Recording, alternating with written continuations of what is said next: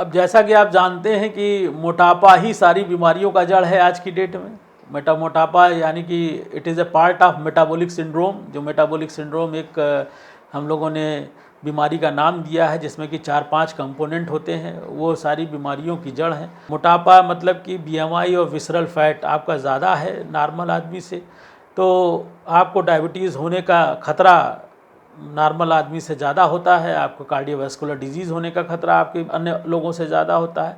तो हमें प्रयास करना चाहिए कि फ़ैट ना होने पाए। फ़ैट हमेशा बहुत ज़्यादा खतरनाक है। इंडियन कंटेस्ट में एप्पल शेप ओबेसिटी होती है जिसमें कि पेट के चारों तरफ ज़्यादा चर्बी जमा होती है और पैर इंडियन आदमियों के पतले होते हैं। तो ये जो विसरल फैट का डिपोजिशन है ये और ज़्यादा खतरनाक है। ये इंसुलिन के सिक्रीशन को जो है ख़त्म करता है, ब्लंट करता है और उसके एक्शन को कम करता है। तो जितना हमारे पास मोटापा होगा उतना इंसुलिन का सिक्रीशन जो है रेजिस्टेंस होगा तो आपका ग्लूकोज का डाइजेशन उतना पुअर होगा और शक्कर की मात्रा शरीर में बढ़ेगी।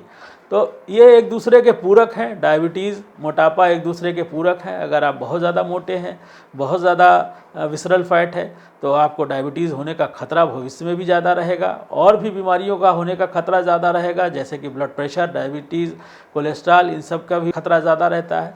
तो हमें प्रयास करना चाहिए कि जो बॉडी मास इंडेक्स है, जो बीएमआई है, वो एक लिमिट के अंदर रहे। इसको हर आदमी कैलकुलेट कर सकता है। बहुत से कैलकुलेटर उपलब्ध हैं बीएमआई के, जो कि ऑनलाइन उपलब्ध हैं, ऐप पे उपलब्ध हैं। आप किसी भी ऐप से देख के अपना बीएमआई कैलकुलेट कर सकते हैं।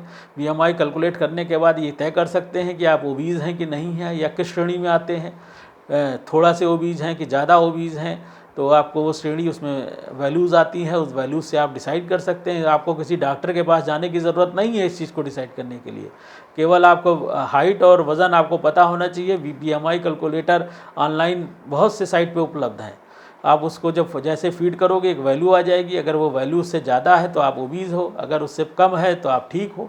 तो आप खुद देख सकते हैं, इसमें कोई बहुत रॉकेट साइंस नहीं है। और जैसा कि मैंने बताया आपको कि मोटापा ही हर बीमारी की जड़ है। चाहे वो डायबिटीज़ हो, चाहे वो दिल की बीमारियां हो, चाहे वो गुर्दे की बीमारियां हो, चाहे वो पेट की बीमारी हो, वो हर बीमारियों का जड़ है। तो हमें मोटापे से तो बचना ही है। और इस समय कोरोना काल में हम देखते हैं कॉमन बच्चे भी मोटापे से ग्रसित हैं।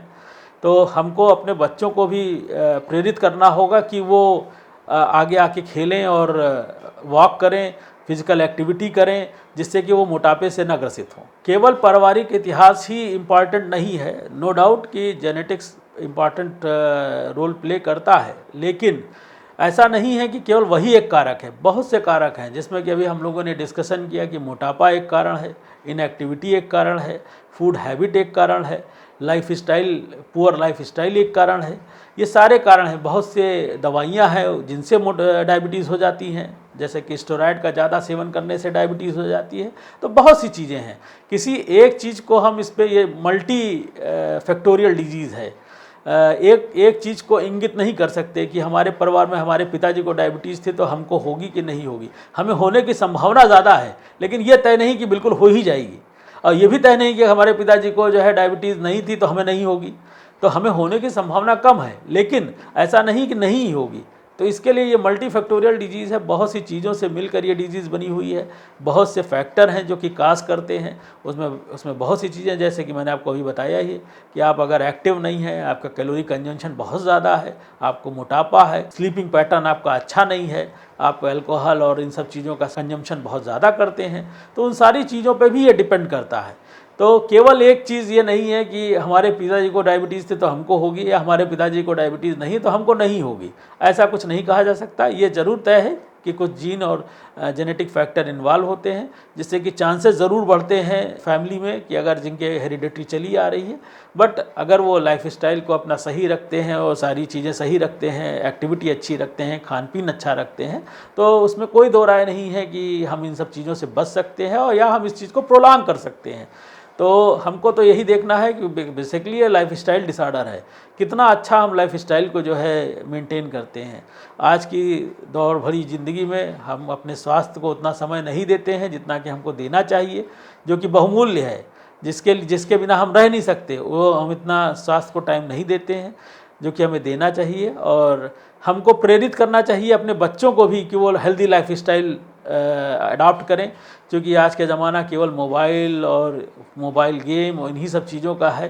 जैसा कि आप लोग अपने चारों तरफ देखते ही होंगे, हम अपने बच्चों को इस तरीके से प्रेरित कर सकते हैं कि वो फिज़िकल एक्टिविटी करें, एटलीस्ट 1 घंटे की आउटडोर गेमिंग ज़रूर करें, जिससे कि उनका मोटापा ना बढ़ने पाए, उनकी फ़िज़िकल एक्टिविटी बढ़ती रहे, तो जिससे कि हम भविष्य में और बीमारियों से बच सकेंगे।